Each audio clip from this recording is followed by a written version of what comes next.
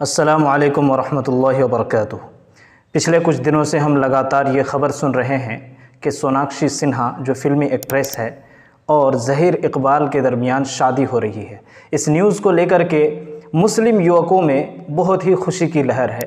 वहीं पर जो लिबरल लोग हैं वो भी खुशी मना रहे हैं, लेकिन जो गमगीन हैं, जो उदास हैं, वो हिंदू समाज के लोग हैं। आखिर हमारे नौजवान किस लाइन में जा रहे हैं? आखिर वो क्यों नहीं सोचते हैं कि इस्लाम का इसमें पॉइंट ऑफ व्यू क्या है? क्या ऐसी शादियों पर खुशी मनाई जानी चाहिए या रोना चाहिए? क्या ऐसी शादियों को रोल मॉडल के तौर पर पेश करना चाहिए या ऐसी शादियों का खंडन होना चाहिए, निंदा होनी चाहिए? तो क्या हमारे मुस्लिम समाज के लोग इतने अनपढ़ हो गए हैं और इतने अनजान हो गए हैं कि उनको इस्लाम का क्या स्टैंड है इसके बारे में भी जानकारी नहीं है? तो इस्लाम सराहत के साथ किसी भी शिर्क करने वाली औरत से शादी करने से रोकता है। और मोमिनों मुशरिक औरतों से जब तक वो ईमान न लाएं निकाह न करना, क्योंकि मुशरिक औरत खा तुमको कैसी ही भली लगे उससे मोमिन लौंडी बेहतर है। और इसी तरह मुशरिक मर्द जब तक ईमान न लाएं मोमिन औरतों को उनकी ज़ौजियत में न देना, क्योंकि मुशरिक मर्द से खा वो तुमको कैसा ही भला लगे मोमिन गुलाम बेहतर है। ये मुशरिक लोगों को दोज़ख की तरफ बुलाती हैं और अल्लाह अपनी मेहरबानी से बहिश्त और बख्शिश की तरफ बुलाता है और अपने हुक्म लोगों से खोल खोल कर बयान करता है ताकि नसीहत हासिल करें। अपनी लड़कियों का निकाह आप शिर्क करने वाले मर्दों से ना करें और ना ही खुद जो है शिर्क करने वाली लड़कियों से निकाह करें। जो इस तरह की शादी करता है, इस तरह की शादी होती ही नहीं है। तो अजीब बात यह है कि इन तमाम चीज़ों को नज़रअंदाज कर दिया जाता है और ख़ुशी मनाई जाती है कि एक मुसलमानों ने जो है हिंदू लड़की का शिकार कर लिया। ये कैसी जहनीत है भाई? ये कैसी जहनीत है? इस्लाम के अंदर सिद्धांत, उसूल और पॉलिसी का बड़ा महत्व होता है। उसूल और सिद्धांत, पॉलिसी यानी इस्लाम, ईमान, अल्लाह को मानना, आखिरत को मानना, रसूल को मानना, कुरान मजीद को मानना, इन तमाम चीज़ों की बड़ी अहमियत है। और इन चीज़ों में सहमति अगर नहीं है तो फिर शादी करना गोया कि एक इंसान का अपने उसूलों से, अपने सिद्धांतों से, इस्लाम की पॉलिसी है उसके ख़िलाफ़ विद्रोह करने के बराबर है। इसलिए ऐसी शादियों से कभी खुश नहीं होना चाहिए।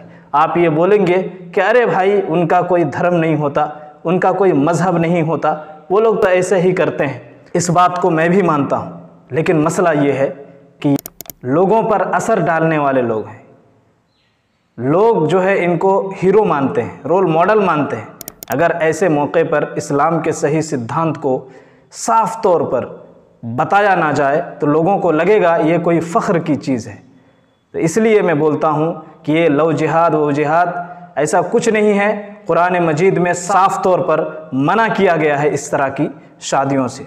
दूसरी बात यह है कि हमारे हिंदू भाइयों की तरफ से इस मौके पर मुख्तलिफ़ वेबसाइट्स पर हमने देखा, फेसबुक पेजेस पर देखा कि वो लोग सोनाक्षी सिन्हा को पूछ रहे हैं क्या आप हलाला के लिए तैयार हैं? तो मैं उनको बतला दूं कि हलाला जो है, पहले आपको जानकारी लेनी चाहिए कि इस्लाम के अंदर हलाला कहते किसको हैं। इस्लाम के अंदर हलाला नाम की कोई चीज़ है ही नहीं कि जिसको प्लान के साथ किया जाए। अगर जो करता है प्लान के साथ, अगर कोई हलाला करता है तो प्रॉफिट मोहम्मद सल्लल्लाहु अलैहि वसल्लम ने ऐसे लोगों पर लानत भेजी है। हदीस आपके स्क्रीन पर मौजूद है, आप इसको अच्छी तरह से पढ़ लीजिए।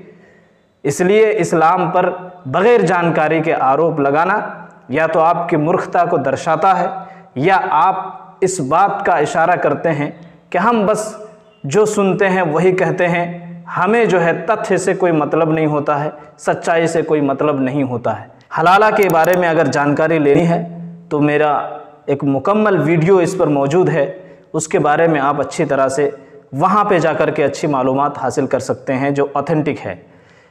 इसी तरह हमारे हिंदू भाई ये भूल जाते हैं कि उनके यहाँ नियोग है, नियोग प्रथा है।